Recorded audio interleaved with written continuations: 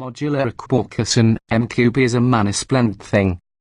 Volkswagen Group's MQB architecture has brought us many cars of many sizes, but the new Škoda Kodiaq stands as one of the outliers, the biggest so far to be spun from this web of shared componentry this side of the long Škoda Superb flagship and the forthcoming Volkswagen Atlas, and the first to have 3 rows of seating.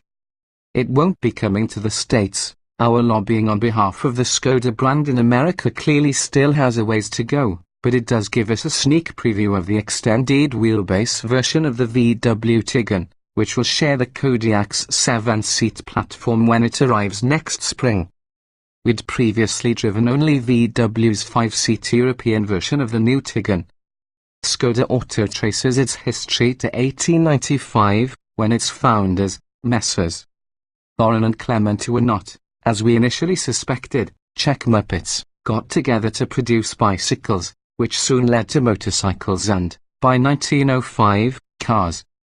The company's location on the wrong side of the Iron Curtain saw it producing a range of charismatic if frequently asthmatic rear-engined sedans and coupes during its communist era.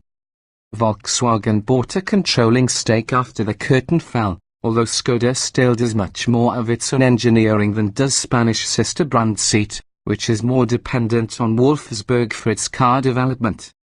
Yet, aside from the compact Yeti crossover, the Kodiaq is the company's first proper SUV. Designed like cut glass, the design certainly is distinctive.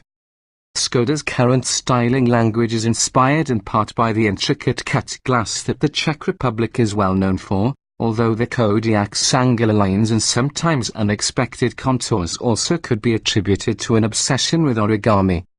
Visually it hides its mass well. At 184.9 inches in overall length, it's 8.3 inches longer than the Europe spec Tiguan but 4.1 inches shorter than the current 5-seat Touareg, which sits on the bigger MLB architecture.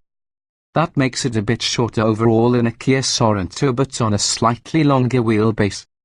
The cabin is spacious and well designed, although some of the materials feel surprisingly cheap. Our test car featured the least convincing plastic wood we've seen in some time. Much of the switchgear is shared with other VW Group products, but the range-topping navigation system features a haptic screen for its 8.0-inch display and operated with a slickness we've not seen on any Volkswagen system so far.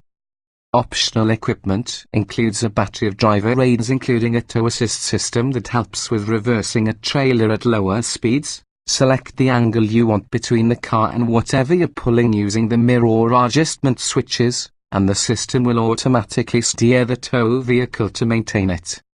There's plenty of space in the first and second rows, with the optional third row seats popping out of the load floor when required. There's more room for anyone relegated back there than is normally the case for such part-time pews, although the high window line allows only a limited view for shorter occupants. Such an arrangement lacks the appeal of the raised theatre seating found in crossovers such as the Mazda CX-9. The ability to slide both sides of the second row separately eases access to the back, although it's still a scramble, and makes it possible to carve out enough space to accommodate smaller or less vocal adults without complaint. If Volkswagen delivers similar space in the 7-seat Tiguan, buyers will be well pleased. Familiar powertrain elements. The Kodiaq's European target market means that only 4-cylinder engines are available, with 3 gasoline and 2 diesel power plants available from launch, ranging from a base 123 horsepower turbocharged 1.4-litre through to a cleaned-up 188 horsepower version of the 2.0-litre turbodiesel that got Volkswagen into so much trouble. The basic Kodiaq comes with front-wheel drive and a manual gearbox, justified by what will be ultra-competitive pricing in most European markets, but plusher versions have all-wheel drive through the familiar clutch pack, developed at Haldex and now produced by Borg-Warner. The automatic options in Europe are 6 or 7-speed dual-clutch units that VW calls DSG. We're expecting a conventional torque converter automatic offering 8 ratios when the 7-seat Tiguan comes to America. We drove the range-topping gasoline and diesel variants. The 2.0-litre TSI is VW's familiar E-A888 four-cylinder engine in its middling 177 horsepower state of tune and delivers respectable performance with an enthusiastic soundtrack. A more powerful version is likely to follow in the Skoda, probably wearing RS badging and offering as much as 280 horsepower. Worked hard, the Kodiaq does a decent oral impression of a two-ton Golf GTI. The 188 horsepower turbodiesel makes more torque but sounds coarse and, despite its 11 horsepower advantage over its gasoline counterpart, doesn't feel noticeably quicker. But it seems we're in no danger of seeing the TDI in America anytime soon. The Kodiaq's size and seat count make it a heavy beast.